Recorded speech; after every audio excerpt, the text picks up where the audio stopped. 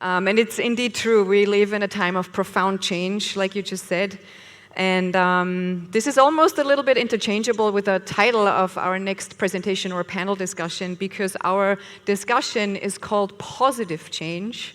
And we'd like to showcase the future of food and tangible change looks like. So in the next about 35 minutes, we'd like to introduce you to a company called WhatIf Foods, and how we are practicing and enabling positive change actually on a daily basis already. Reimagining positive change the WhatIf way. And I'm very pleased to introduce you to our panel. First up, we have Peter Wennström, founder of the HMT, the Healthy Marketing Team, which is a leading specialist agency in food and health innovation. We've got Chris Langwallner, you might have seen him on other panels before already, co-founder and CEO of WhatIf Foods. And then over here, last but certainly not least, we've got Scott Poynton, who is joining us all the way from, well, either Australia, Switzerland, or Ghana, who is the founder of the Pond Foundation. And we're super pleased to have you all up here. And my name is Sabine Schindlbauer. I think I forgot to mention that in the very beginning. I'm a brand and marketing specialist also for WhatIf Foods, and I've been on this journey for a couple of years now together with Chris and the gentlemen, and it's been a blast. So without any further ado, let's dive right into it. Over the last few days, we've heard a lot about regeneration already and how it is interpreted in different ways and different areas, and how everybody sees or interprets the word regeneration a little bit different. We'd like to show you a short movie that showcases what regeneration means for WhatIf Foods. There we go.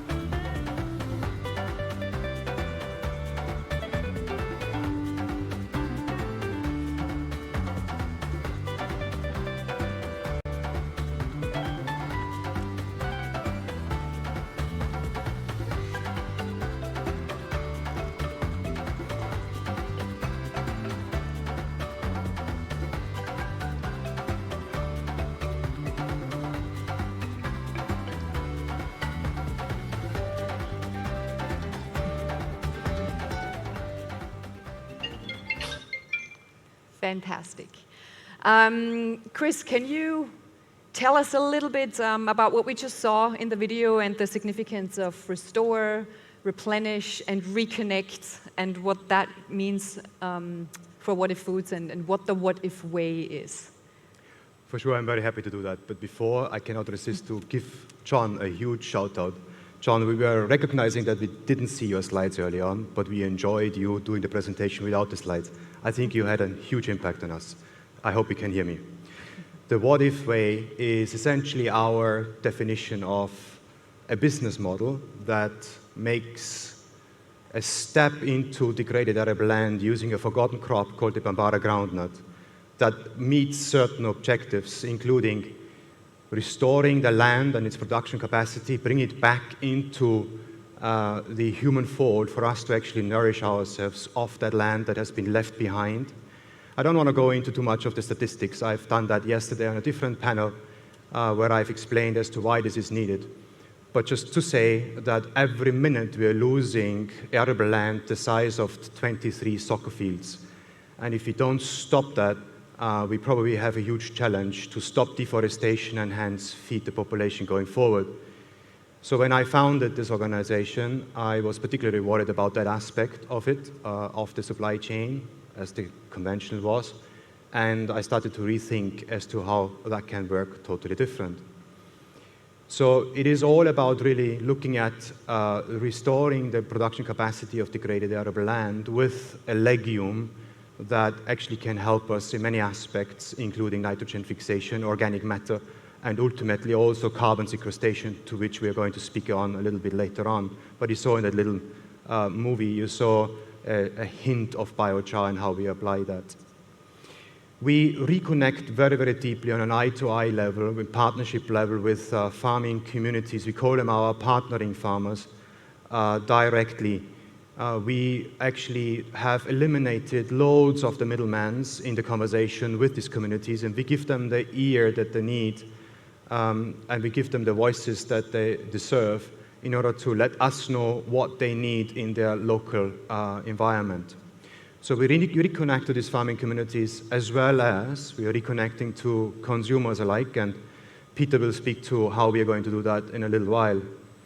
Last but not least, for us, the entire philosophy of regeneration has to come with human health, and therefore the foods that we produce out of these forgotten crops that we grow on degraded arable land are designed to replenish the nutrients that we need on a day-to-day basis. For the past 150 years, we have been extremely efficient of providing calories to the masses that have made 2.6 billion people overweight and obese and left so many behind hungry. And therefore, we believe it is the need of the 21st century to replace that approach with bringing nourishing foods coming back by actually letting Mother Nature do its wonderful job of growing things like the Bambara groundnut that is a complete crop. So the totality of these three aspects is what we call our lust for life, that we are so happy to share with the communities that we reach out, both on the farming end as well as on the consumer side, and bring that in the forefront of what we call and how we call regeneration. It is on these three pillars. Fantastic, yeah, and I think these three pillars, replenish, reconnect, and restore, which we will dive into a little bit more in just a second, are really so interconnected and intertwined, and one cannot really live without the other. I do have a follow-up question for you, Chris, if you can briefly speak about the purpose of WhatIf Foods, and I'd like to pull up the next slide because it already expresses it very beautifully. So all of the pictures that you're going to see in our presentation are pictures that we made. The employees, you see ours, you see our partnering farming communities. And on this little picture, we actually see that our partnering farming communities take the opportunity to bring biochar out before they start planting the Bambara groundnut on land that has just been given some water by a rain in the rain season, the only rain season they have in northern parts of Ghana, north of Tamale. WhatIf Foods is an organization that is a planet-positive company, and we make foods and drinks, such as plant-based milks, and we literally work from the ground up. We work with communities, we listen to them, and we look at their land and how the soil is being depleted, and we have a few other pictures coming soon that shows you as to what the starting point and the baseline is. And what we aim to do as an organization is to bring life back, not in a supply chain of the classic definition, but really into a value chain that we like to call the values chain, really reaching out to communities and listen to them. The Pond Foundation, with Scott as our partner in achieving that, and then really bring life back from the soil into the community, into the employees within our organization, and then hopefully be able to inspire millions of consumers out there, helping us on that journey. Amazing, thank you. I think the takeaway is definitely also that we are a planet-positive company as opposed to just another plant-based company. I think that's a very nice distinction that we made for ourselves as well. And as you can see that we work from the ground up, literally. That's why I would like to start diving into the next, or the first pillar of restore right away, because we literally start with the soil, and the soil needs to be healthy in order for us to be healthy and the planet to be healthy. And I'd like to pass on the word to Scott in this case. Our first pillar, we restore. And we do restore with a specific ingredient. It's called the Bambara groundnut. And I'd like to ask you, give us a little bit of an overview. What is the Bambara groundnut? What are the most interesting facts about it, and how does it actually help to restore degraded land? Yeah, thanks, Sabine. The Bambara groundnut is an amazing little crop. I'm actually a forester, I'm not an agriculturalist. I've travelled the world seeing some of the most amazing trees. And when I see these little Bambara bushes growing, I have a great reverence for them. It's a legume, so it naturally, when it grows, it puts nitrogen back into the soil. So it helps restore degraded soil, and there is a lot of degraded land out there. The farming communities there have been using intensive agricultural practices for generations. Ploughing, spraying, using fertiliser, spraying herbicides and pesticides. The soils are in a bad way. So it is a crop from West Africa, from Ghana, Nigeria, Burkina Faso, all across West Africa, so it's native there. It restores the nitrogen into the soil, as I said, but what's also fascinating about it is it tends to be a crop that's grown by the women. The men are outgrowing the cereals, and the women grow the bambara, and that's because it is amazing from a food perspective. It's very high in protein, 20 to 25% protein, very high in fibre. It's got all the essential amino acids that the body needs. It also has a lot of micronutrients. It's complete food in terms of the carbohydrates, proteins, and healthy fats. So it's amazing. What's very sad I see when I go out there. I mean, I've been going there now for about a year. In the dry season, the farmers are in starvation. They grow their cereals, they sell them out into the global markets, and they try to balance their own personal needs with the money they need to make from selling their crops. And they generally don't get it right. So the last 4 months of the year, they're in starvation. And that's when they fall back to the bambara that the women have grown. And it's a funny little crop. It's like a stone. Actually, I left some in my bag over there. I've got some to show you. But it's like a stone. It's very hard. And it means that the women have to also go and get the firewood to bring it back and cook it. Because there's been no market for it, no international market for it, it's declined in the region. Not many people are growing it. And that's a shame from the soil's perspective. It's a shame from the dietary perspective. They've just gone over to peanuts, they've gone over to soy, they've gone over to millet, all the other cereals, and the bambara is quietly disappearing. So it's this amazing little crop from a nutrient perspective, but from a restoring the soil perspective as well. We love it. And as a quick follow-up question, I know that we also use biochar to regenerate degraded soil. Tell us a little bit about that. So we're just getting into that. Bambara is called a bambara groundnut, as you mentioned, Sabine. But in Ghana they tend to call it a bean, but it comes in a shell. And so as they harvest it, they dry it, as we saw in the movie, and then they pound it the women pound it in a big mortar and pestle, and they separate the seeds from the beans. And at the moment, those shells just are thrown away, as are the peanut shells that they grow, as are the corn cobs that they grow when they grow their maize. And we're looking at that and saying, we need to get that organic matter back into the soil. And a really interesting way of doing that is by making it into biochar. And so we've got a program working with the farmers right now where we're training them how to make biochar. And it's not rocket science. You can do it in a 44-gallon drum. You've got to make sure it gets hot enough. There is some science to it. But the farmers are very excited about it, particularly at the moment, because the price of fertilisers are going through the roof, and the farmers are seeing the biochar as an opportunity to enrich their soils. It brings life back to the soils through microflora, soil microflora. Love it. It holds water, it holds nutrients. So it's a great way to restore the soil. Fabulous. Chris, a very quick side question to you.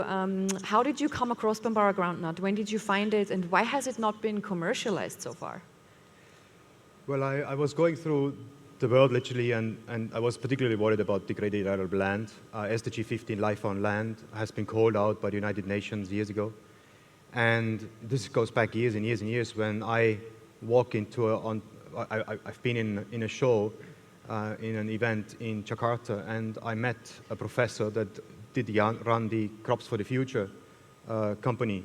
And we had a chit-chat, and he puts a brochure into my bag with an introduction to Crops for the Future, as well as a small little leaflet for around the bambara groundnut. And on the way home, on the way to the airport, I was looking through this, and I started to really Google about the scientific background to the bambara groundnut, and I found that it's a complete crop with all the essential amino acids. But more so, I found that the amino acid composition per se is one that is quite pleasant in taste. And I wanted to confirm what I saw in that paper, and I reached out to friends that then sent me the first 6 kilos of 6 species out of 2,500 different species of Bambara groundnut. And they sent that from Paris. And this is when we got going. And here we are, years and years later, launched instant noodles with a tremendous approach to eliminating palm oil and using the flour of the Bambara groundnut as a means to do the regeneration that way, as well as our plant-based milk. Fabulous, and we'll hear about the products in just a second. There's one more question that I would like to address to Scott, and it really showcases it very beautifully on the next slide, where our pillar we restore, it really is the case that because the Bambara groundnut grows so well on degraded soil and actually turns soil into something very healthy and restored again. And tell us briefly, you've been to Ghana many times now, where we have been or where we started and where we stand now. And I believe those 2 photos are also actually from some of your trips. That's right. It's been an extraordinary one-year journey for me. I mean, Chris sent 2 of his colleagues to Ghana in 2019, and of course they met 2 of the communities and said, look, we're interested in this project. And the community said, okay, we're interested too. We don't really grow it much these days, but we'll be interested. And then of course the pandemic came, and we weren't able to go back. And so November last year, Chris said, could you go and have a look? Let's go and have a look at this. And we went there, and of course it was just the start of the dry season. The community, so it gets very hot there.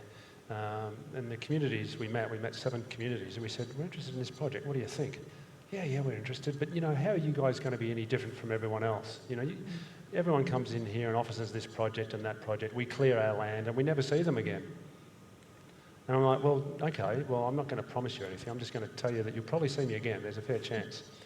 Let my actions speak more than my words. And so I came back, I spoke to Chris, and we said, right, let's go for it. So Chris sent me off again. And in February, I remember February 3rd, stepping off the plane in Accra in Ghana, meeting a few people, got up to Tamale in the north, and away we started. Everything was dry, everything was boiling. We said, right, we've got to meet the communities in the community. We had a Ghanaian colleague there. That was his hands, actually, in the last photo, Mashoud, and he said, right, we need to go and meet the chiefs. Okay. So it was a fascinating process where, I mean, it was the middle of the dry season. Every day was 40 degrees. I'd stepped out of snow in Switzerland. And we'd go and meet the chiefs, and we'd explain the project. And there were many prayers. There were mostly Muslim community up there. They had this beautiful process of prayers and wishing the project the best. Now you can go and talk to the communities. So we'd go and sit under the meeting tree for 2 or 3 hours, and you have to make a speech, and it was translated, and tell the communities what our thoughts were with the chief's blessing.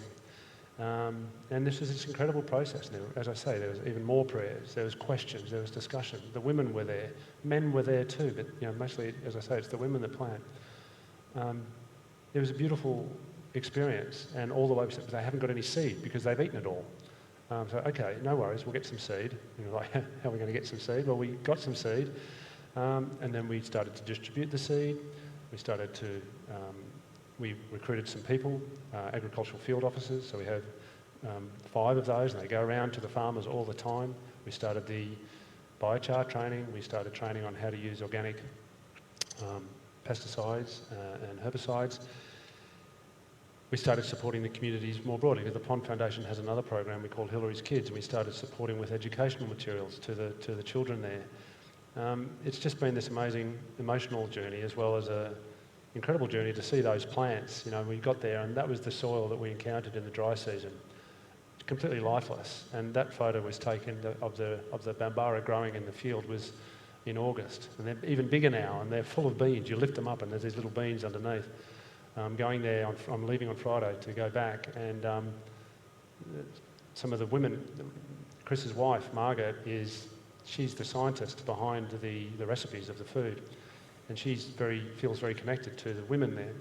So we said, right, let's come. And so they've only had me and Chris and a few other blokes. And like, we need some women to come up and work with the farmers. And she's coming in a couple of weeks' time to celebrate the harvest. And it's a pretty amazing experience. So it's gone right from this degraded soil, and the land is not restored yet. It's in process. We've got the biochar. We're going to have to keep working, but the process has started. So it's exciting. Yeah, the process has started.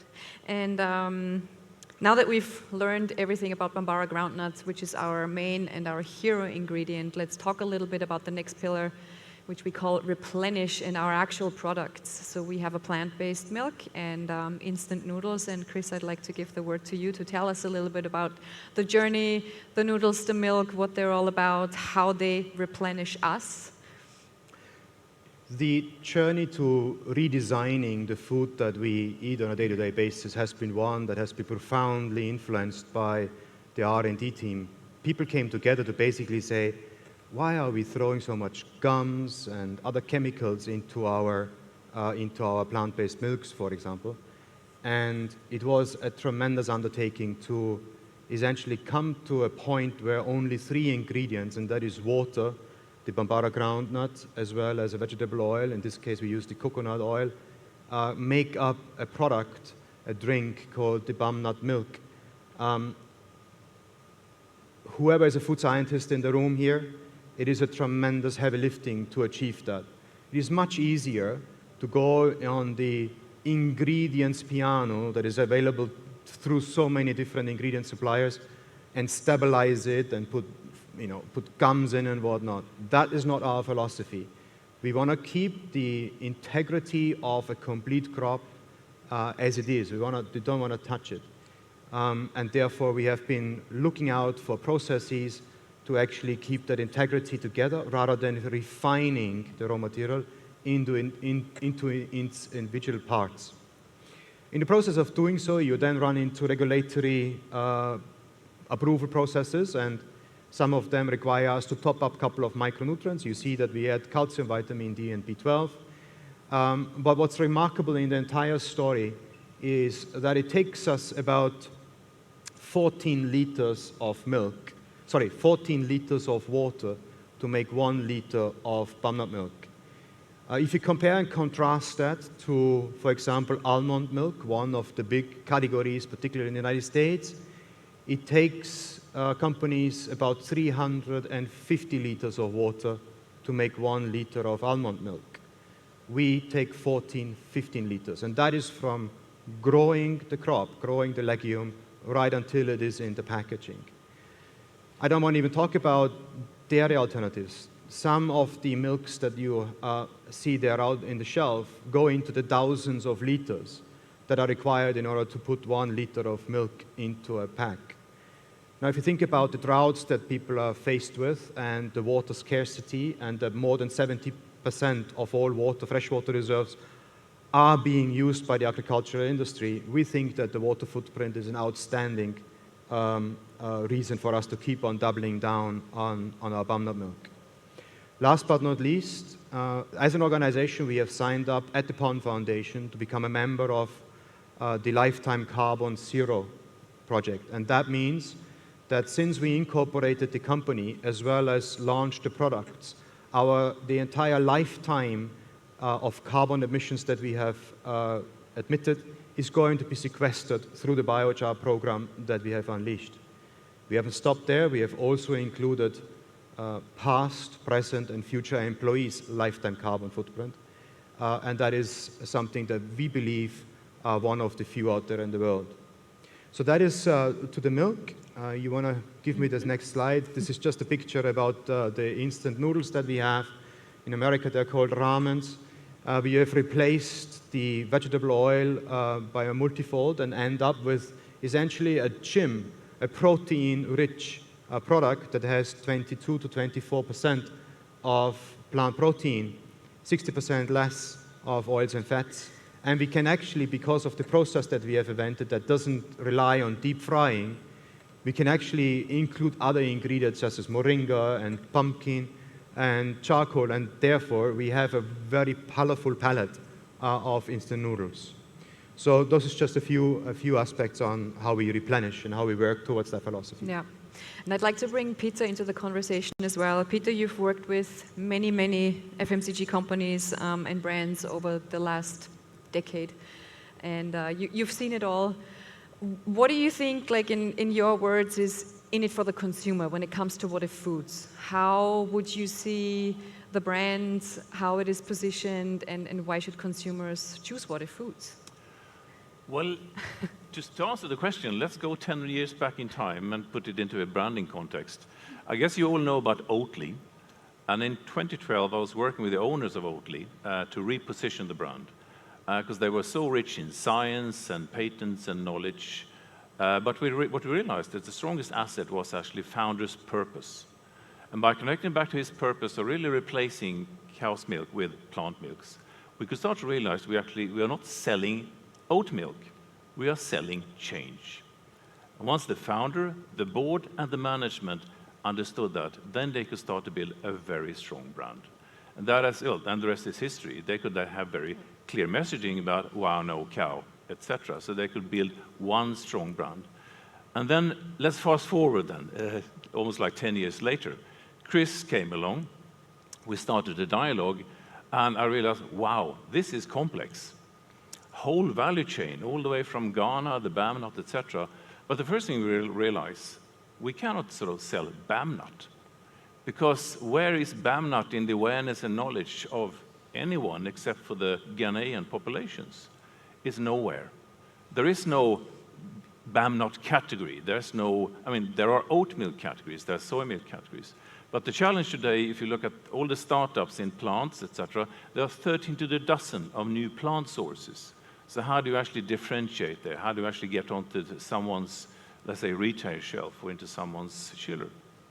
So the key thing here was actually to really connect to what Chris started by saying. He had a very clear purpose. The mission was crystal clear. And I was impressed because he said, I want to reinvent the food industry category by category. And I basically almost took a breath. Because you're not just saying it, as you've seen here, you're doing it. And you had been doing it for a while. So I realized, well, how do we now communicate this to consumers? So by going back to Oatly, we realized when Oatly actually defined their purpose, what they realized that there is actually a growing trend out there of starting to come up the curve of vegans who actually had exactly the same purpose or passion or mission as the founder. So you could actually start to connect your brand to them. And then you actually had people and an audience out there who bonded with you. And that meant you shouldn't go to the retail, you should actually go to that community where you could find love and support and engagement and create a community around your brand. Because the first thing you need to do with the technology and products, build a brand. Because that's the emotional connection. And I call it, you need to build the double IP. The product, the technology, the IP, that's fine.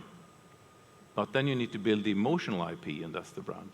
So what happened here was that there was, we all gathered together, we started to look at this together. There was a fantastic asset, and it was this provocative question, what if? It was at the time a name, and the first decision I think was taken to let's sort of rename the company WhatIf Foods. And then the next step was, this is actually a question. So we realized this is the thing we need to have on the packaging. It's like a starting point for a dialogue. So the logo was designed as a speech bubble. And the packaging then led to a dialogue. And the name of the product is actually, what if we do plant milks this way? It's not BAM nut milk. So we are not selling BAM nut, we're selling a question.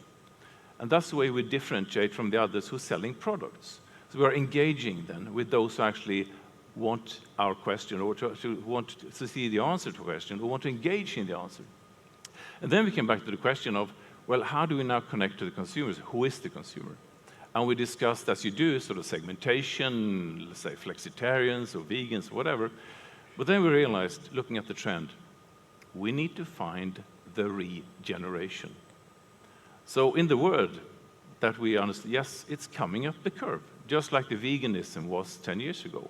And we realized there is a regeneration. It is those who saw them yesterday, the teenagers, the young future generation, whose future it is. And first of all, we realized, yes, we need to start or be part of a movement where people can connect to us. So we had this on the packaging, yeah, what if we do plant milk this way, and then you can actually connect with us, join the regeneration. So, and that actually led us to a slightly more serious question, because at the same time we're doing research on consumer trends in health and wellness.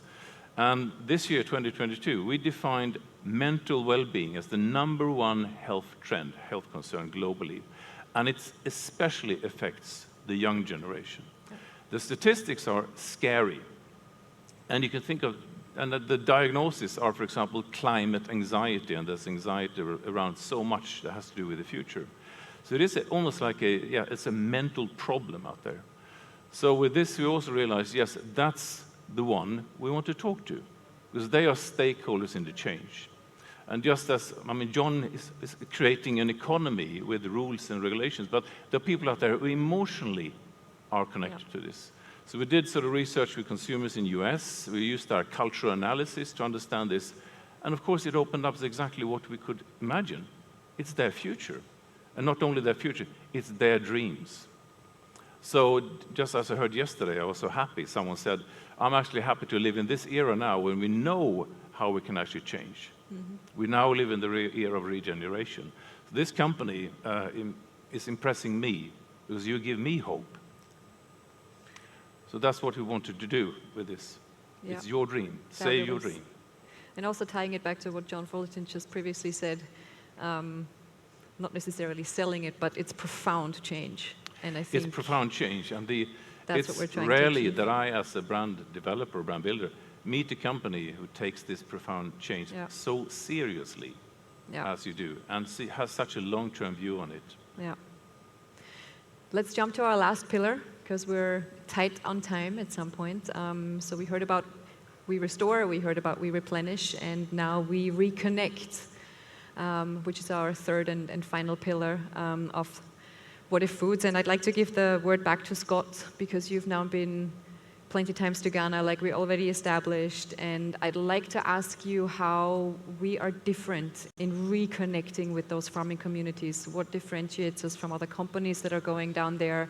Maybe what are we doing differently, and how are we perceived as a company in Ghana? Yeah, it's another and I call it, we're building relationship.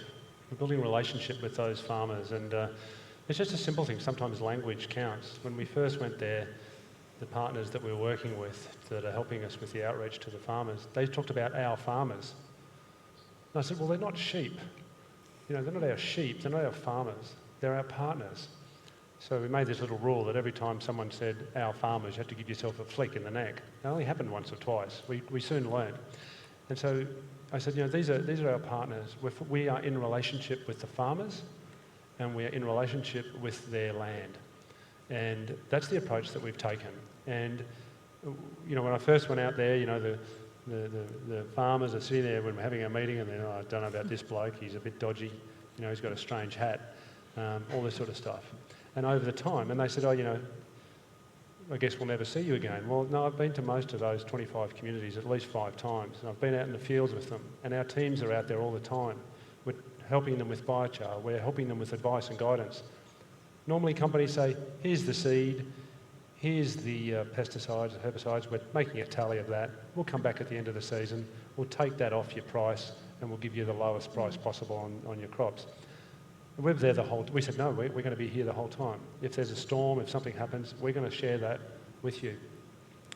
And really just to say, there's many stories of wonderful relationships that are forming. Now I go out into the fields, I love this photo, I was there, and the women are out there planting, and there's great laughter and fun, and it was just a beautiful experience. And just about a month or two ago, the farmers in a lot of the communities said, they looked at me and said, no one's ever worked with us like this before.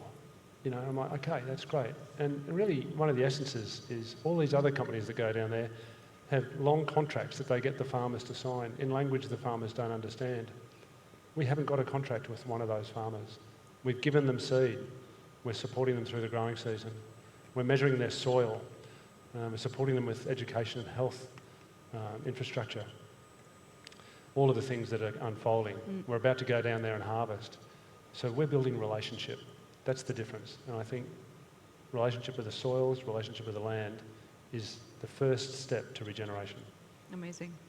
And yes, we reconnect to the farmers and to the farming communities wherever we harvest and we plant the Bambara groundnut, but we also need to reconnect to the consumers. And I know, Peter, you've already touched slightly on this, but right now we're living in a rather grim environment, and especially for what you already said, the Gen Z. is rather anxious, sad about the times that we're living in, and they're of course anxious about climate change and whatnot. How do you think we can reconnect to them and also reconnect our farming communities to our consumers? It's a very media and social media savvy community. They will see through any greenwashing, any lies. If we are true to what we do, and if we can really sort of engage them and understand that we are actually here for real, then they can actually connect to us.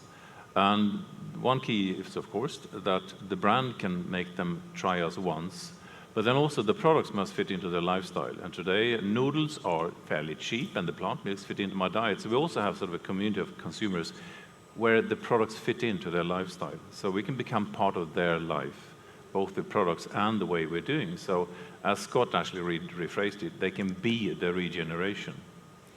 Because we said we're not a company, we are an ideology. Yeah. And this photo was just taken yesterday, just outside the doors here, with exactly our target audience. And I think they were very happy to see that we're doing things a little bit differently.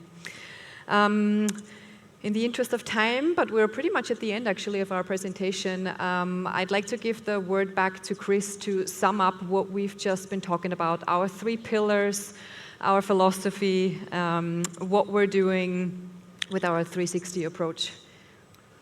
Well, I hope that we could shine some light on what we do as WhatIf Foods, and as this slide really highlights, what we are aiming to achieve is to make sure that the lust for life that my colleagues, partners such as Scott and Peter have, is being translated to all those folks out there that are desperately trying to give a helping hand to regenerate what's broken, so that today's youth and tomorrow's generations have a planet that is worthwhile being at.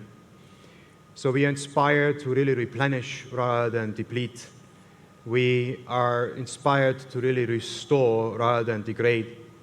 And we are reconnecting instead of disconnecting, not only within our organization and all our colleagues, but the farming communities on one side as well as the consumers on the other. And that's how we have built this new model of a business that many people at the beginning of the journey looked at me and said, "You are crazy. You can never ever pull it off. It's not possible."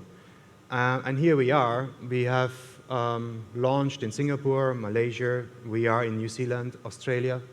And since earlier this year, we have first launches in America.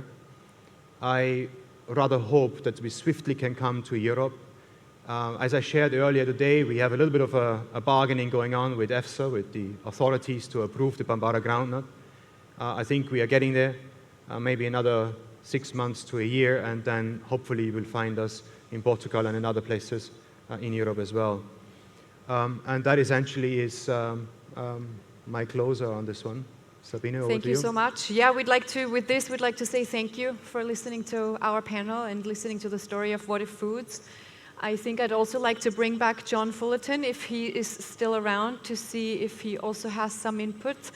But yeah, with all that said, let's all contribute to positive change, and hopefully you can all try our product soon. Oh, there he is. Yay. What can I say other than to applaud? It's an extraordinary story, and it makes my heart warm to listen to it. I can't believe I haven't heard about it yet, but I mean,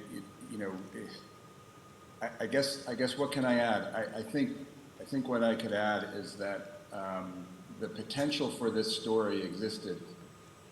I guess if I heard correct, you started in like 2018, so that's about yesterday. The potential for this story existed forever.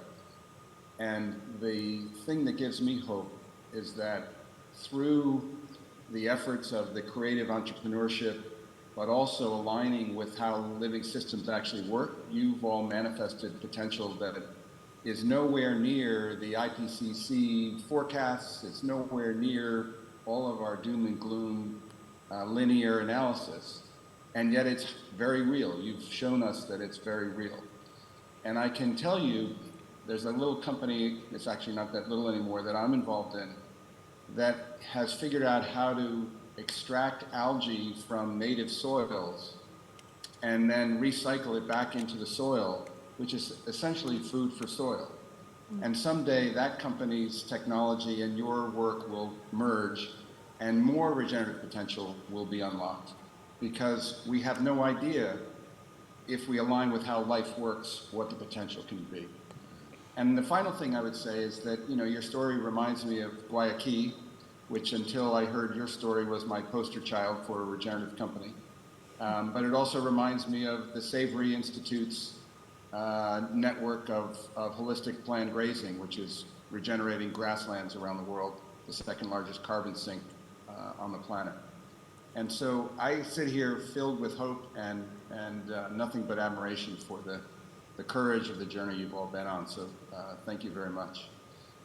Thank you. Thank you, John. Thank you, everybody. Thank you.